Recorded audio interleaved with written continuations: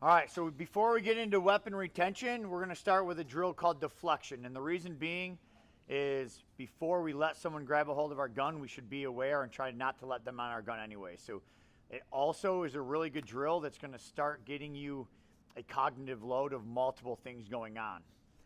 So the first thing we're going to do is deflect them. I'll demo it. You'll be interviewing the person in front of you. At some point, they're going to reach for your gun. You're going to deflect them or intercept them. When you do that, you have two choices. What are those? Engage or disengage. So back to distance management, a principle again, right? We can engage this person,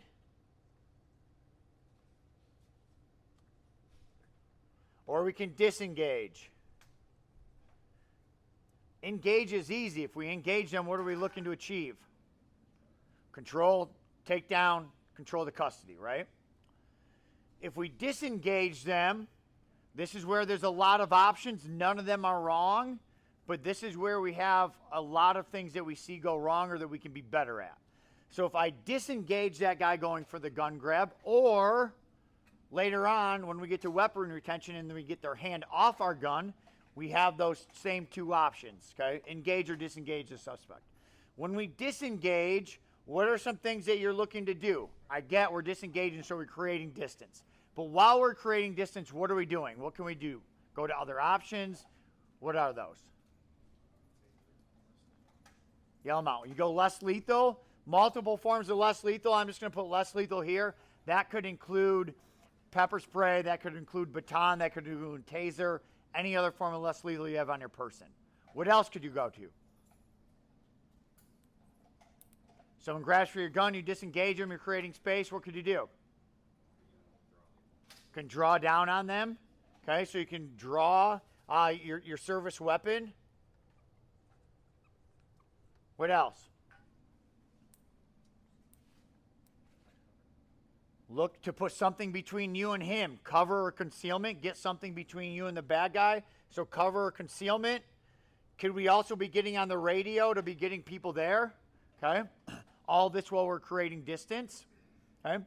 Could we create distance and then go back hands-on on our time versus off of his attack on us?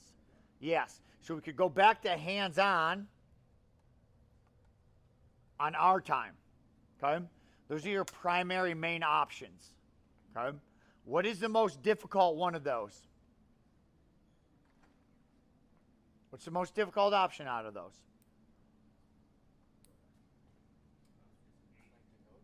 Yeah.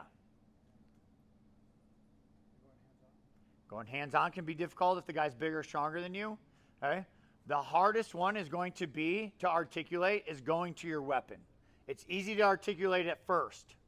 He's grabbing for my gun, I create space, and I draw my weapon. Now he's unarmed and he's coming back at me, and I have decisions to make. Can I shoot him or can I not? And that all depends. Way many more factors than we can say yes or no to in the sterile lab. Okay. It could also be size, skill level, environmental concerns. All those types of factors play a role in there. So the one we're going to concentrate on today is going to your service weapon after the disengagement. How do we work our verbal commands to show what his intent was initially and to continue to show what his intent was in case you end up shooting the person? Because he's going to be unarmed when you shoot him most likely. Okay. Also, that'll lead us into maybe we can't shoot him and then we have to holster under stress and go to a different tool or go back hands-on. Okay, if we're running out of space and we just can't do that. And we'll work through that as we go throughout this next block. The other benefit of doing that is you guys get to work in a 360 environment of moving and drawing. And a lot of times your range capabilities and flat ranges might not allow you to move in a real life environment or 360 while you're getting your gun up and running. Okay, so that is the option we're going to start with. We're going to interview, we're going to disengage, and then we're going to go to our service weapon as our first option right now. When I teach this at the recruit and in-service level, make them do all of them because it's not one solve fits all here. All options are available and they're all good. None of them are wrong, and probably situation, skill set, and environment's going to dictate that, or situation's going to dictate that. Okay? All right, so with that being said, I will start the demo and we'll start going into what we're going to do here. So, can I just use you? So, for instance, what I'm talking about is where's my body cam on my person? Where are you guys carrying your body cams at? Right in the center. So, if my body cam's in the center and she reaches for my gun, does my body cam necessarily pick her up grabbing my gun? It doesn't, whether she grabs it or misses it or I deflect her. So, immediately while she's doing that gun grab, I'm getting out verbally what her action is. That's now recorded on my body camera as well. Okay? I'm disengaging her, and I'm going to move and draw. Hands on your face. Hands on your face. Do not come back and grab my gun again. Okay? If you do, I may have to use force. I'm getting all of those things out. So if she does come back and I end up engaging her, I'm setting myself up the best I can to articulate why I did that. Now, would I personally be able to articulate shooting the unarmed, smaller female that doesn't have a high level of training? Probably not. I would probably have to do something else. So we're going to start this drill out with her being cooperative at first once you disengage, and then we'll let them start to come back at you a little bit. And then you have to make personal decisions. Can I shoot this person unarmed? Okay? Or should I maybe holster and go to a different weapon or go hands-on if I can't keep creating space? If I can keep creating space, that's easy.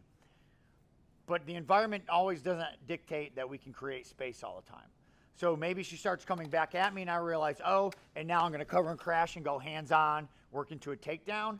Or maybe I transition, if I had a taser or pepper spray on too, maybe I transition to a different tool.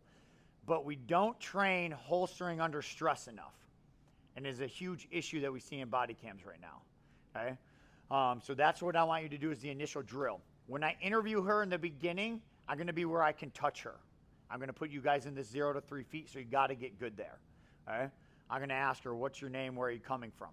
As a suspect, don't make them ask you 20 questions. One, maybe the second question, and then just reach for their gun. They're going to deflect you, intercept it, disengage, draw, create space, all while verbal commands, which are actually narrating the story of what's going on. Okay, because your body cam is going to miss a bunch of it. I'm going to deflect her, and now she's going to be unarmed, coming back at me, and then I shoot her. And my body cam actually doesn't pick her up grabbing my gun. But gun grab. What is her intent? What is their intentions? I create space. Hands on your face, face away from me. Do not come back and grab my gun again. I may have to shoot you or use force. Okay? I'm telling her what I want her to do, or I'll have to do if she continues to come. Now if she continues to come, what is still her intent? It's much easier for us to articulate what that intent is. Okay? Now, maybe some people might feel that they can shoot her at this point. Okay? It's probably going to have a multiple other factors that play into it, whether you can or you can't. Okay? If I take the big guy over here who is double her size, and she reaches for his gun and he just chucks her to the ground, moves out, do not come back and grab my gun again, I'm going to shoot you, and she starts walking at him like, shoot me, and he's probably going to have a hard time articulating why he didn't do something other than shoot her. Does that make sense? Right? Now let's change the roles. He's high on meth, and he comes after her trying to grab her gun. She barely gets it away, deflects, her gun's out. She's telling me if he comes back on his force, and he's like, I'm going to kill you and take that gun. Does she have an easier way of maybe articulating why she shot him? Sure, there are factors that will play a role, and every incident's going to be different. You guys have to be super good at your articulation and make those decisions under stress fast. But if we don't train moving, and we don't train going to those options, okay, and we don't train articulating those options, then we're going to be behind the 8 ball when that occurs. Okay? So this is what the drill is going to be. I'm going to partner you guys up in groups of 3. Try to find groups of 3 that have the same holster or gun as you, so you can change the holster, whoever's the cop, if you don't have the gun that fits your holster. The third person is just making sure you don't run into the other groups. You guys understand that? I think what we can also do, because the room up next door is a little bit open, we'll get like a few groups into that mat room and a few groups into this mat room, and the instructors will kind of split up there. Yeah, and then you guys will be able to get a little bit more dynamic. You guys got it? All right, let's go groups of 3. Let's get like 4 groups over there and the rest over here. Got it? Ready? 1, 2.